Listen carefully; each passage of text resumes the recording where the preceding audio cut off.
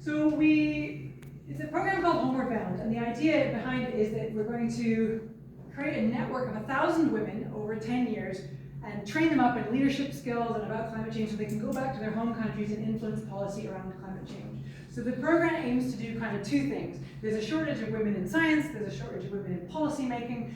It's to kind of join those bits together. There's also sort of an ethos behind it that women's leadership is going to be key to tackling climate change around the world, and is part of trying to build that up. So I was lucky enough to get chosen to go on that. So this is the women who I went with down to the Antarctic. If you're interested in looking at the program, if you are yourself a woman in science or engineering or medicine or maths or technology and interested in applying, or you know someone who is, it is open to women of all ages and career paths. They try and get some, but 30% women early career, 30% women mid-career, and 30% women late career. So yeah, so it's a real mix. When I went, we had 26 countries represented on this year's trip. I think it was 43. So it's organized out of Australia, but yeah, but they take women from all over the world. Right, so we sailed away from Ushuaia in Argentina. Not look at the map. You know how South America kind of curls down toward the Antarctic, and the Antarctic has a peninsula which curls upwards. So you sail across that, that's called the Drake Passage. So you start from Ushuaia in Argentina. And that is us setting sail. Now, the night before we set sail, where's for this? Right here. Right. Go back to this slide.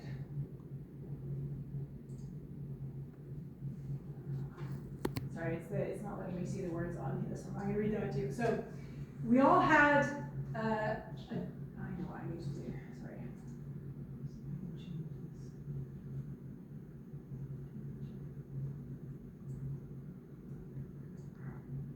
So I'm just seeing if I can change how that works. No, that's not letting me do it. Right, okay, I'm just going to read this out to you. On the trip, we all took turns doing the social media for the trip. And it was my job to write the blog on the night that we set sail. And I wrote this blog for the people on the ship, but I think it equally applies to all of you. So I'd like to read it to you. Today is the day. Bon voyage, Team HB3. Your planet needs you to succeed. The cause is urgent. How does a cause become a movement? In the same way that a trickle becomes a flood, or a few pebbles start an avalanche. Homeward bound is movement in both senses. Over the last week, women have trickled into Ushuaia, Argentina to join together. We started meeting in airports and at stopovers in 2s and 3s. We came together at the end of the journey, 80 women traveling from 26 countries in this, the third homeward bound expedition to Antarctica. We are scientists, engineers, doctors, and others who are here to learn a new set of skills. We are here to learn about leadership and visibility, about strategy, and to practice working and collaborating together. We need to learn quickly and well. Our cause is urgent. We have 12 short years to make major changes to our society, politics, and way of life, or climate breakdown will have gone past the point where it can be managed. We have only 3 weeks together in the tight quarters of a ship to learn what we need to know. The ship's movement will carry us past the evidence of climate breakdown, bare rock and bare water where there used to be glaciers and pack ice. Even before we embark, we have attended a 2-day conference in Ushuaia, 2 9.5-hour days in a hot conference room while jet-lagged. We are committed to our cause. This learning is taking us out of our comfort zones, out of our labs, out of our research, our offices, our surgeries. The stress of the experience is turbulent, swirling and bumping into so many new people in close quarters for long hours. Leaving your comfort zone is hard, and it is emotional, and yet we persist. This is how we become a movement. The tributary of the third homeward bound expedition joins those of the first 2 to become a stream. The cohorts who come behind, every year for 10 years, will become a river. The cause of saving the planet will become a movement, and homeward bound will have played its part in causing this flood. We know the science. We will make it visible and real.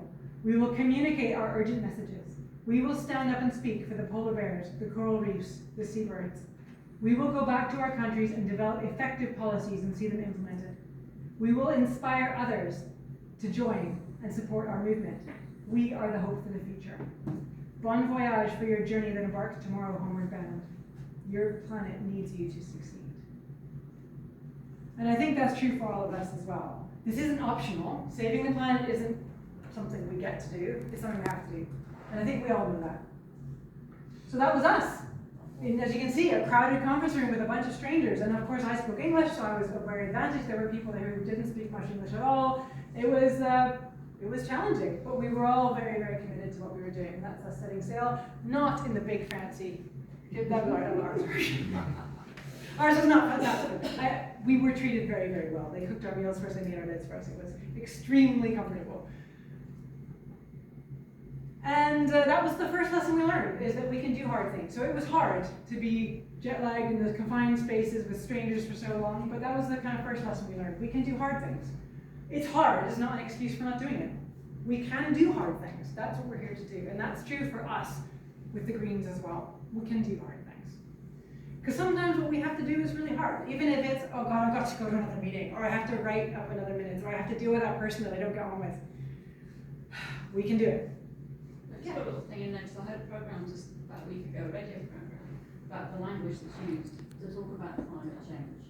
And a guy who'd done a lot of testing, giving different messages to people, everything from the polar bear on the ice floe to the sort of horror, end of the world scenario with sort of 3 survivors living in a cave. And what really worked best with everybody was to say, this is difficult, but we can do it. Because that really appeals to something in human nature. Because it's challenging but positive, it's not trying to scare people or talking about something that's a long way away. Just saying that's really important when we're talking to people. Absolutely, yep, absolutely bang on. So we set sail from Argentina, and here we went south. This was the first iceberg we saw. They say you always remember your first. This photograph does not do justice to the scale of this thing. These things are like the size of city blocks. So there's different types of icebergs and all different types of ice, but these ones, those ones, that kind, those ones are ones that have broken off the continental shelf. So that's a piece that come away, or one of the ice shelves. So yeah, they are massive. Like I just can't convey to you how huge these things are. And that's it. That's what Antarctica looks like. There's no greenery at all. Nothing grows there. I mean, there are in some places some tiny mosses and lichens, and there are certain scientists and people who get extremely excited about those. But they're the kind of things that like grow a millimeter in 400 years. They're crazy. And if you're into that, it's really fascinating. But largely speaking, there's nothing there. There's nowhere else like this on Earth. There is, of course, a massive ecosystem here. Huge amounts of animals. But they all depend on the krill. So the krill is the one that's between there. There's no plants.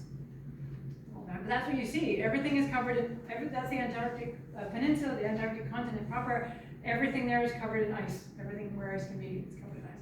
So at the deepest point, in the center of the Antarctic continent, the ice is 5 kilometers thick. It averages 2 kilometers thick across the whole of the continent. Now, you can only imagine how devastating it is for that to melt. Not only would sea levels rise, but actually having a big ice cube at the bottom of your planet affects your climate well up to the equator because of the way it cools the winds and stuff. If we lost Antarctica, even if we lost 10% of Antarctica, that is devastating to us. So one of the reasons for taking us to Antarctica was to see, like in person, how dramatic it is, what kind of place it really is, that it genuinely is like nowhere else. This is not color fixed at all. This is the real colors. So there's these really remarkable blues. You get this sort of dark blue of the ocean, the bright blue sky, and then this spectacular turquoise color that you kind of can't believe. Now, if you went up to that bit of ice and chipped it away and put it in your hand, it would just be clear or white. So that is due to the refraction of the light. That's blue for the same reason that the sky is blue, just the way the light refracts it. But it is incredibly magical. And this was our furthest south point. So the ship we were in was a Class C icebreaker, but it doesn't go through this. They can't risk having tourists trapped in the ice. That would be too dangerous. So this is what's called pancake ice. Any sort of Shackleton or fans or anyone who've studied Antarctic exploration? Yes, maybe you've read the Shackleton book. Yeah, so he talked about the pancake ice, and you could see it. You're looking down over the side. So what happens, you get these tiny little discs of ice on the surface, and they start growing, and they start joining up. And that's when you get these sort of ice sheets that then lock the ships in. So you can see that starting to happen ahead of us here, so we couldn't proceed into that. So and you could see as you looked over the side, the little pancake ice forming, so we couldn't go any further south. It happened that this was a bad ice sheet. They call those Shackleton years. For people who don't know, Shackleton was locked in the ice. It happened to lots of other people too, but his ship is famous for having been locked in the ice for a whole winter. and the ship was eventually crushed, and everybody had to travel across the ice to safety, but they all made it to safety. That's the big thing. They all made it to safety. So I'm a huge Shackleton fan. I've read all of his books, although I recently read his biography, and he was an idiot and a bit of an arsehole as well. Anyway, there. Never read too much about heroes. Yeah, I know. It's like he was amazing, except that it was mostly his fault. Never mind. Okay. That one's in there again. Okay, so while we were in Antarctica on this ship, we were studying about 5 hours a day. We were in lectures and workshops, and we were studying and doing homework and working on projects and all sorts of stuff. So, but we were there to learn about leadership, and the first level of leadership that we were looking at is leadership and self. So, can you guys throw me out some adjectives? What makes a good leader? Example. Leading by example. Wonderful, brilliant. Self-assured. Very good. Self-assured. Self-aware. Aware, excellent. Listener. A good listener, brilliant. Coherent. Excellent. Trustworthy. Yep. Definitely. And we can all see how there's a lot of leaders in our world at the moment who don't have those characteristics. So our first job as potential leaders, people who want to improve our leadership skills, was to take a really close look at ourselves. Were we good listeners? Trustworthy? Were we living by example? And to closely examine yourself like that and see how far you really are from your ideals. And also, in some cases, to see actually that maybe we weren't as bad as we thought we were. You know, like, a lot of people are really hard on themselves. Actually, do you know what? I am okay at that particular aspect of leadership. So the first aspect was about learning about ourselves and being really honest with ourselves about where we were lacking as leaders and where we could develop our strengths that we already had. So that's the first part, is that leadership does involve that self-awareness and knowing your strengths and weaknesses. And that was hard. That was a hard journey for all of us. So the second they talked about it in the concentric circles of leadership, and the second part of this was this leadership and others. So something that I struggle with, and maybe we all struggle with a bit in the Greens, is that I tend to live in a bubble. I live and work and communicate with and hang out with people who largely agree with me about general things. And so I tend to think, well, people who don't agree with me, clearly totally different. You're almost like a different species, when actually, of course, they're humans with exactly the same hopes and fears, and they just have a different path to their opinion than I came to mine. So a big part of this second circle of leadership is about how to communicate, and it is about listening. And what we were taught to do is to be intensely curious. So without judgment, to ask questions, to find out, to listen to what it is that has brought people, to ask the why. Why do you think that way? Why do you feel that way? Why do you believe what you do? Because I think and I'm absolutely guilty of it, I'm so confident that I'm right, that I just don't have time. I don't take the time. I just go, you're wrong. I don't take the time to go, well, tell me how you got there. I really want, and to genuinely really want to know, to be lacked judgment and to be genuinely curious. So this is something we worked on. I'm not going to pretend I'm good at this. But it's something I want to, I'm not. It's something I really need to get better at, just that intensely curious. But I think that's what we need to connect with voters. Like, it's quite practical on the doorstep, knocking on God, hi, I'm with the Greens. We're just seeing how you're thinking about voting in the next election. That's our opportunity to be that intense curiosity. Oh, well, I'm not a fan of the buses. Why is it that you're not a fan of the buses? I really want to know why you don't like buses, or you don't like the Greens, or you don't like Patrick Harvey, you don't like why? I want to know if you don't like why. Tell me why. Learn why that is. So the third circle of leadership that we studied was leadership and context. So that's how all these questions fit into the wider world. And the person who I felt was most influential on this was this person. Does anyone know who that is? I didn't know who she was either. But she is somebody. She's Christiana Figueres. So she was in charge of the UN committee that negotiated the Paris Agreement. So she is, in the certain circle, she is an absolute legend. And she was on the ship with us, which was amazing. Because she sat in her pajamas and watched films with us, she ate breakfast with us, she hung out with us. She did three, I think, very memorable lectures for us as well. So Christiana had the job after the collapse of the Copenhagen deal, where essentially it was all agreed by everybody. The context, so we're talking about leadership and context, the context in the world at that time was developed countries, what we used to call first world countries, and developing countries, third world countries, can never agree. There can be no agreement. It can never work. That was the context under which the Copenhagen Agreement failed. So Christiana took on this job of trying, at that time of course she didn't know it would be the Paris Agreement, but she took on the job of trying to build something. And she had not only her own life to manage, because Christiana has a family, and and she runs marathons, because of course she's the type of person who runs marathons. But she was running this UN committee, all of whom were demoralized, because of this what was considered a terrible failure. So she had to work on herself, to find within herself the energy to give all these people and her family and everything and keep going. And she had to work with her staff, to build them up. She had to do that intense curiosity thing with her staff to try and build towards something. She had to fix this. So in addition to doing all of this stuff, she decided to change the context as well. So in her spare time, between running UN committees and running marathons, she started a charity. And this charity's job was, it went around the world talking to people about climate change who you normally wouldn't speak to. Religious groups, community groups, business leaders. And through this charity, she did that intense curiosity thing, and she listened to them about what they cared about. And it turns out that religious groups are quite concerned about the humanitarian aspects of climate. They are concerned about people drowning in the Mediterranean, about famine, about children starving. It turns out that business leaders are concerned about their assets. They're concerned about their factories flooding, about their crops burning. They're concerned about these sorts of things. So if you communicate with these groups in the languages that they understand, then you can change the context. So by the time the Paris Agreement happened, if you put a microphone in front of a religious leader, instead of saying, can't be done, they would go, well, humanitarian concerns, children dying, people drowning, and you put it, but the context changed. So Christiana changed the context in which these conversations were happening because she did that intense curiosity thing. So yeah, so she's a bit of a legend. And when you ask her why she does it or how she does it, that's her answer, stubborn optimism. Because she believes this is not an option. It's not an option to let all life on Earth die. It's not an option. And she keeps going through stubborn optimism. That's her. She believes it can be done. And she infects everyone around her with that belief that it can be done. And while we're studying all this, outside the window, it's Narnia.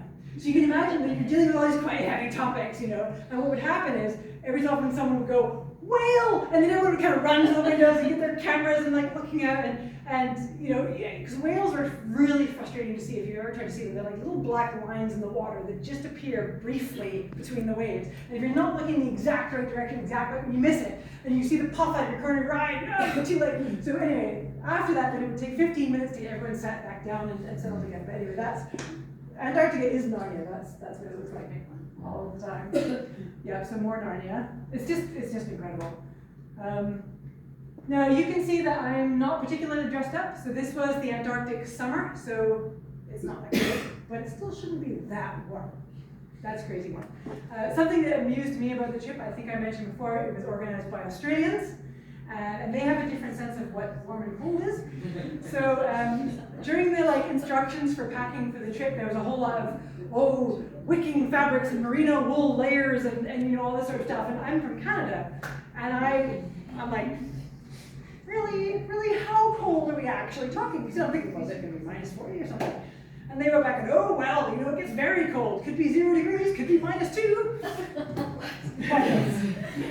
So I will wear normal clothing then. So that was very interesting. It's different people. So people who come from cold countries like myself who are extremely comfortable.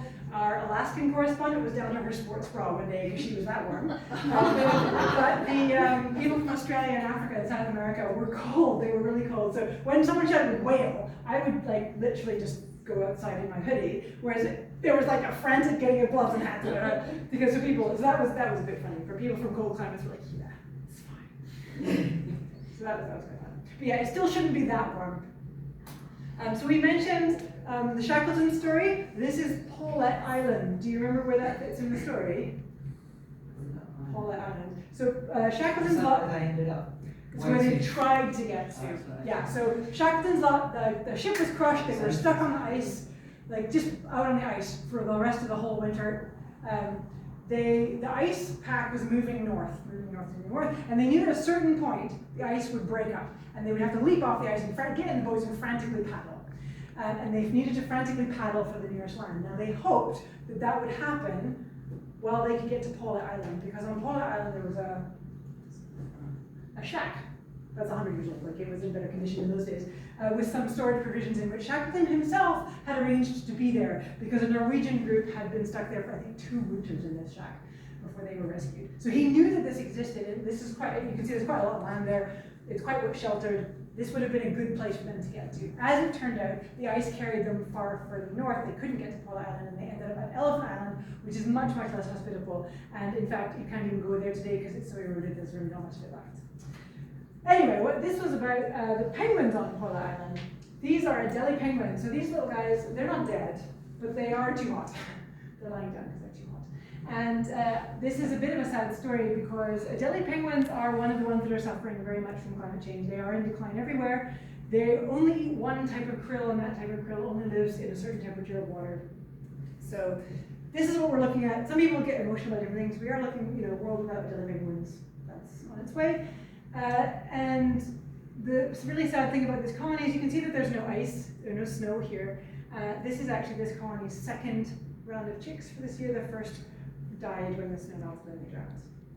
So yeah, that's what's sad. But there are there's a lot of penguins. I mean, the Adelies are not okay.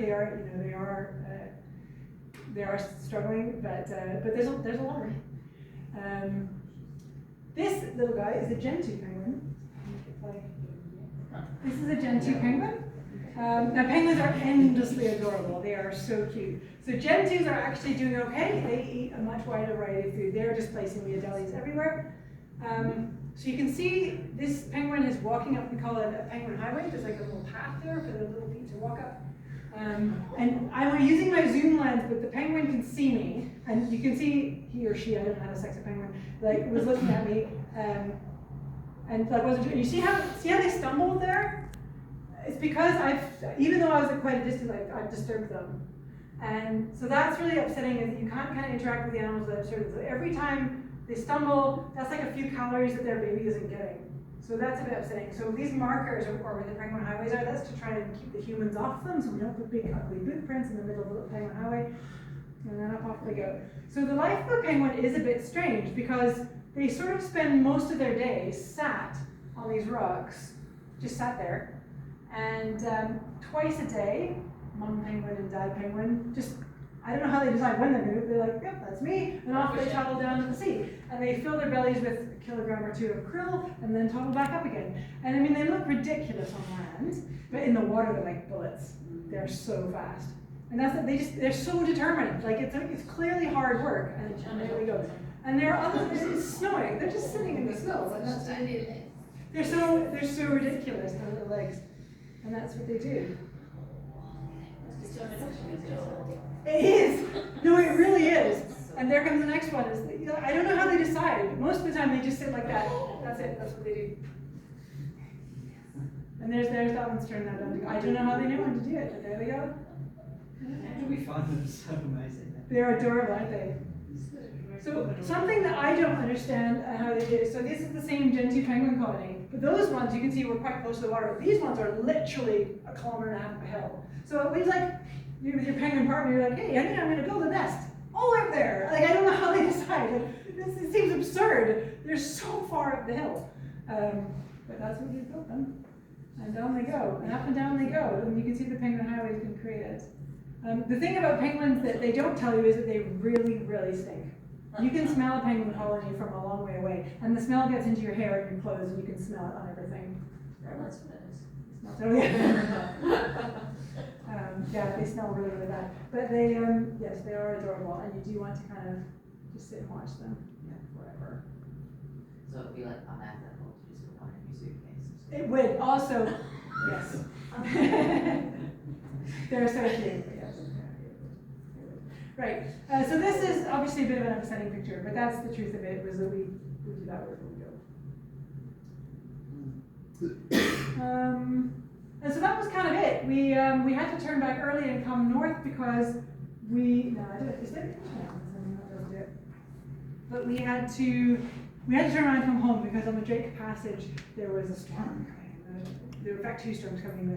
The captain wanted to at least miss one of them, so we left a few hours early. It was just an announcement of the tannoy, and that was us. We had a sort of spontaneous dance party, and that was us. So that was our last trip in Antarctica. We had headed north. So the Drake Passage is famously one of the roughest passages in the world. And on the way down, the expedition leader said it was a 2 out of 10 crossing. But even a 2 out of 10 was enough that if you were lying on your back in your bed, you were being thrown from side to side in your bed.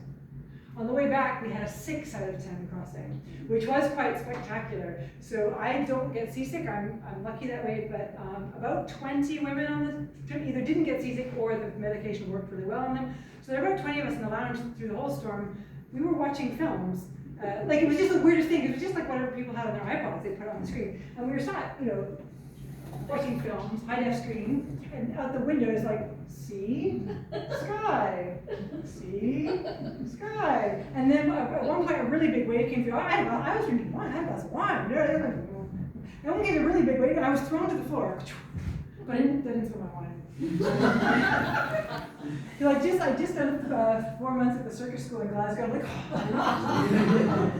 so for the rest of the film, I had my arm around a pillar, and it was seriously like that. When the biggest wave came through, all the tables in the lounge, they didn't just tip over; they actually flipped right on their backs. And 2 of the women went it was about the size of their belly right across the room, and it happened so fast. They were just gone. It was very exciting. I have some footage of it. I just don't know if this is internet connected, so I can play it. But it'll make you see some of it.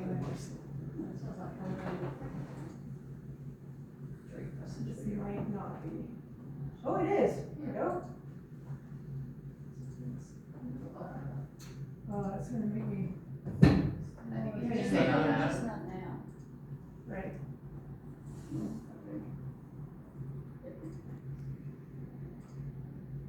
There is sound to this.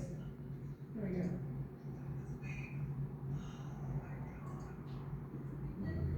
Oh, that's not being annoying. Come on. Anyway, you kind of get the idea of the size of the waves here. You can see how far the ship is tipping over. And that was only a 6 out of 10. Yes, you can see the kind of angles that the ship's getting to. It was pretty crazy. Yeah. So this was the kind of final part of that we can do hard things. Was the, because a lot of people were very, very unwell, and people were really frightened, and I mean, this either is your bag or isn't. Like some of us were in the top going, yeah, bigger way. Like some of us really loved it, and other people did not love it. Other people did not. But yeah, it was definitely one of those once in a lifetime kind of music. No, nobody's outside. But this is being filmed in the bridge. It's being filmed in the bridge. Right. Okay, so there's something, one of the people that we studied quite a lot was Brene Brown, and I'll see if I can get the whole quote up on my phone. So we talked a lot about vulnerability.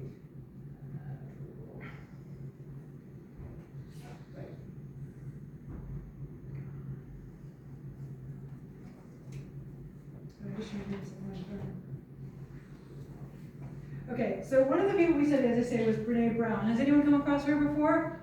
She's got a brilliant TED Talk on vulnerability, which I highly recommend. The idea is that, and this is something we experience in the Greens as well, there is no courage without vulnerability. And vulnerability is emotional uncertainty and risk. And when you're putting yourself out there, whether it's to stand for maybe a branch committee position, like to stand for co-convener of your branch or secretary of your branch, if you're saying you're going to stand for election, if you're going to stand, anytime you're putting yourself forward, I'll be your campaign manager. I'll give a talk at your next meeting or whatever. Whenever you put yourself forward like that, you're making yourself vulnerable. But there is no vulnerability so there is no courage without vulnerability. There's no example you can think of someone being courageous who didn't also face that emotional uncertainty and risk. So this is what she talks about, how important it is to be okay with vulnerability. Vulnerability isn't weakness. Vulnerability is in fact the only route through to strength. And I think we talk about that in the Greens a lot because we ask a lot of you. We ask a lot of ourselves, especially for things like standing for election and standing to organize things, because I'm sure you all have had this experience. As soon as you volunteer to do anything in the Green Party, you have 10 people telling you you're doing it wrong. But that's true of volunteering in any organization. As soon as you post something on Twitter, you'll have 100 people telling you you're wrong. And so part of what she talks about is to know which critics to listen to. And this is the speech that she refers to when we talk about which critics we should listen to. Which I'm trying to open on my phone and it's being annoying. So this is an excerpt from it, but I'll read you the whole thing. So this is from it's Roosevelt's speech, and please, it's not gender neutral, but please substitute your own gender pronouns as appropriate. It is not the critic who counts, not the man who points out how the strong man stumbles or where the doer of deeds could have done them better. The credit belongs to the man who is actually in the arena, whose face is marred by dust and sweat and blood, who strives valiantly, who errs, who comes short again and again, because there is no effort without error and shortcoming, but who does actually strive to do the deeds, who knows great enthusiasms, great devotions, who spends himself in a worthy cause, who at the best knows in the end the triumph of high achievement, and who at the worst, if he fails, at least fails whilst daring greatly, so that his place shall never be with those cold and timid souls who know neither victory nor defeat. So as your party co-leader, this is something that I am asking you to do whenever I ask you to stand for a position, is I understand that I'm asking you to do a scary thing about putting you, asking you about it. I know that that opens you up to criticism, people telling you you're not doing the job right, people telling you you're making bad choices, people telling you you don't look the part, you're the right part. Whenever you put yourself forward, you will have those experiences. And I'm really sorry that you'll have those experiences, but you will. And this is a tool that I hope will help you. Don't listen to, oh, that's 10 after 8, great, so we'll wrap up. Go away. So this is something that I want to take with you, is that the work you do matters. Even if you're taking the minutes for a meeting, attending a meeting, knocking on doors, everything you do matters. We're creating a worldwide movement here. Saving the planet is not optional. All the stuff that you do matters. And I know I'm asking you to have courage. I am asking you to do hard things. And I'm asking you to ask other people to do hard things.